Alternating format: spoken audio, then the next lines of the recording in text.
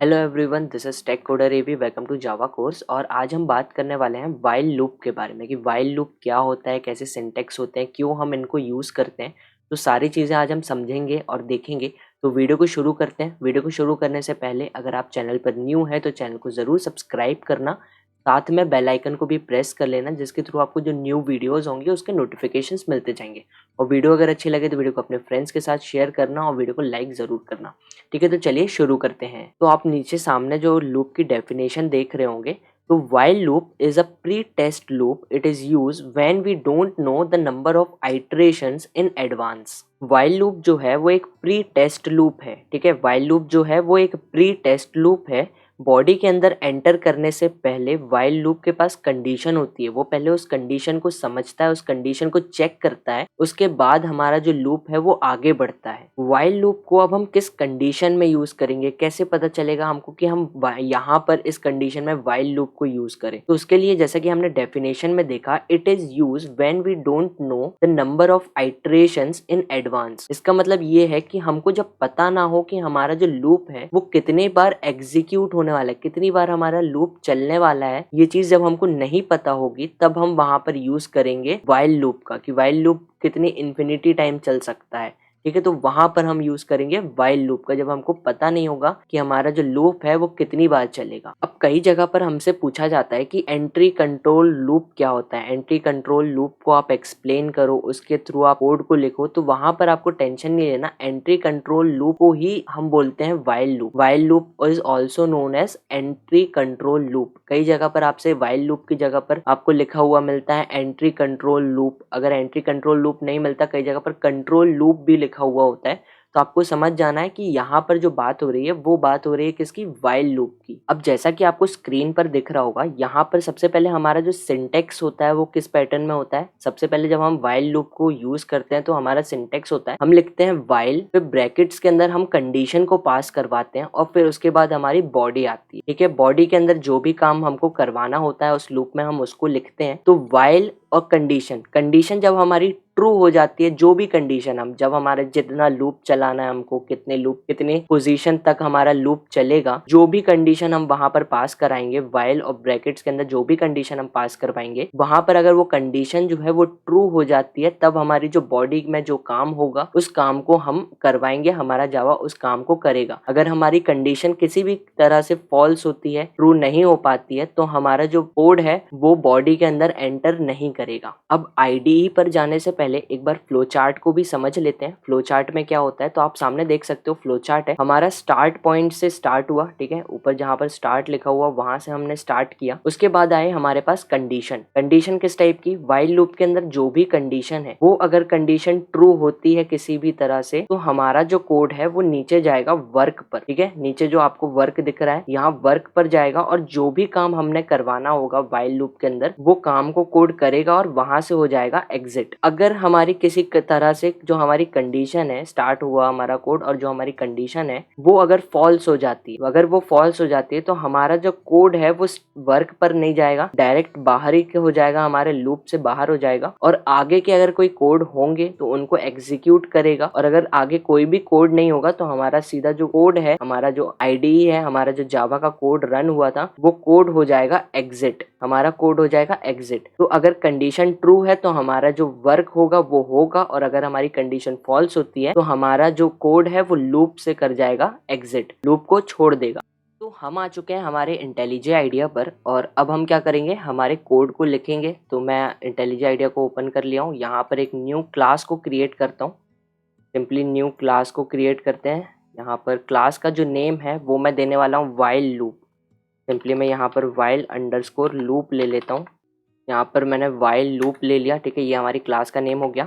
Main function को create कर लेते हैं, फॉन्ट साइज को इंक्रीज कर देता हूँ, मेन फंक्शन को बना लेते हैं। मेन फंक्शन भी बनकर रेडी हो चुका है। अब while लूप का जो कोड है उसको हम कैसे लिखेंगे, सबसे पहले हम क्या करते हैं, यहाँ पर एक कोड लिखेंगे। ठीक है, तो यहाँ पर मैं क्या करता हूँ, int n लेता हूँ, और इसको मैं वैल्यू नहीं दूंगा, int n एक काम करता हूँ अभी नहीं लेता हूँ। ठीक है, सिंपली मैं क्या करता हूँ, यहाँ पर साउट देते हैं और यहाँ पर डबल कोट्स के अंदर मैं बोलूँगा एंटर द वैल्यू। सिंपली मैंने यहाँ पर एंटर द वैल्यू बोला। उसके बाद मैं करूँगा यहाँ पर स्कैनर क्लास को import. Simply scanner SC equals to new scanner और यहाँ पर मैं बोलूँगा सिस्टम डॉट इन, ठीक है, क्योंकि हमको एक इंटीजर वैल्यू या किसी भी वैल्यू को कीबोर्ड से इनपुट लेना है। अब यहाँ पर क्या आता है, यहाँ पर अब लेंगे int n equals to SC dot next int, ठीक है। अब जो भी इंटीजर वैल्यू हमारा यूज़र इनपुट करेगा वो वैल्यू आकर के स्टोर हो जाएगी हमारे इंटीजर n के अंदर, ठीक है। फिर इसके बाद लेते हैं वाइल, तो मैं सिंपली हमारे सिंटेक्स में वाइल लिखूंगा। कंडीशन हमारी क्या होगी, कंडीशन में यहाँ पर देने वाला हूँ n is greater than and equals to 0। जब तक हमारा जो n है वो ग्रेटर होगा और इक्वल होगा हमारे 0 से, तो क्या कर दो, सिंपली साउट करो। यहाँ पर मैं अपने चैनल का जो नेम है वो प्रोवाइड करवा देता हूँ, तो यहाँ पर मैंने टेक कोडर AV दे दिया, ठीक है। अब जब तक हमारी वैल्यू जो है n की वो ग्रेटर रहेगी और इक्वल्स टू 0 रहेगी, 0 से बड़ी या 0 के बराबर रहेगी वैल्यू जब हमारे n की, तो हमारे पास क्या होगा, system dot out dot print ln की हेल्प से टेक कोडर AV प्रिंट होता जाएगा होता जाएगा होता जाएगा। मतलब ये जो लूप बनाया है हमने, ये लूप का एंड पॉइंट कोई भी नहीं, ये लूप हमेशा चलता जाएगा जब तक हमारी जो सिस्टम की मेमोरी है वो भर नहीं जाती। तो क्या करते हैं, इस वाले कोड को रन करते हैं और फिर देखते हैं कि ये हमारा इनफाइनाइट बार चलता है या फिर नहीं चलता है। क्लास हमारी रन हो गई, एंटर दी वैल्यू। मैं यहाँ पर वैल्यू एंटर करता हूँ 5, ठीक है। मैंने यहाँ पर 5 एंटर किया। अब देखो हमारा जो कोड है वो रन होना स्टार्ट हो गया और हमारा जो आउटपुट है वो हमको इनफाइनाइट टाइम तक मिलता रहेगा जब तक हमारा जो कोड है, तक हमारी जो मेमोरी है वो पूरी फिल नहीं हो जाती। तो इसलिए अब मैं यहाँ पर इसको स्टॉप कर देता हूँ।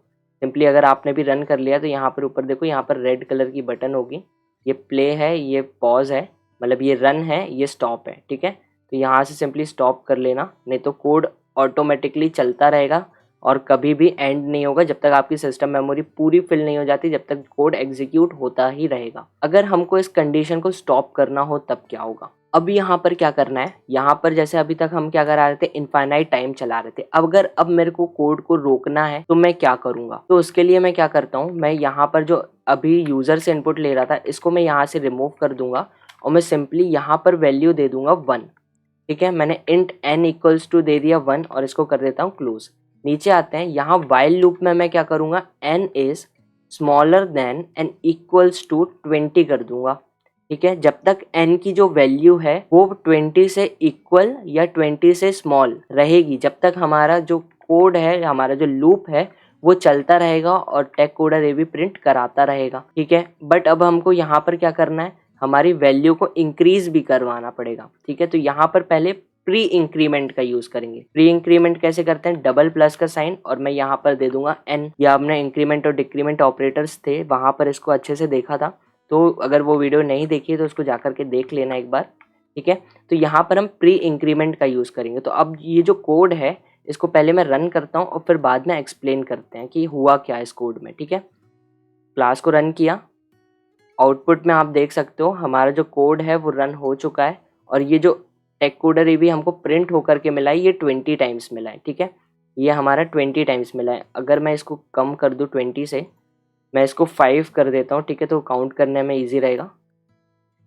वापस क्लास को रन कर दिया है। यहाँ पर अब देखो हमारा जो टेक कोडर AV है वो आउटपुट हमको 5 टाइम्स मिला, 1 2 3 4 5। ये हमारा लूप जो है वो 5 टाइम्स चला और जैसे ही वो 5 के इक्वल हुआ और उसके बाद वो लूप जो है वो एग्जिट हो गया, हमारा कोड भी एग्जिट हो गया, ठीक है। अब यहाँ पर हुआ क्या, हमने बोला इंट n इक्वल्स टू 1 है, ठीक है। n जो है उसकी वैल्यू 1 है। अगर हमारा जो लूप है वो कंडीशन चेक करेगा, हमारा जो जावा का कोड है वो कंडीशन यहाँ पर वाइल के पास आकर के चेक करेगा और यहाँ पर बोलेगा n जो है वो कितना है, n की वैल्यू जब तक 5 के इक्वल या 5 से छोटी है जब तक लूप चलाते रहो, तो ये पहला आकर के प्रिंट कर देगा, ठीक है। System dot out dot print ln की हेल्प से पहली बार टेक कोडर AV प्रिंट हो जाएगा। उसके बाद क्या होगा, जो n की वैल्यू है वो इंक्रीज होगी, तो वैल्यू कितनी हो गई 2, ठीक है। यहाँ पर वैल्यू हो गई 2। उसके बाद वापस वाइल के पास जाएगा और इसके बाद बोलेगा अब बराबर हुई क्या 5 के, नहीं हुई, अभी भी छोटी है।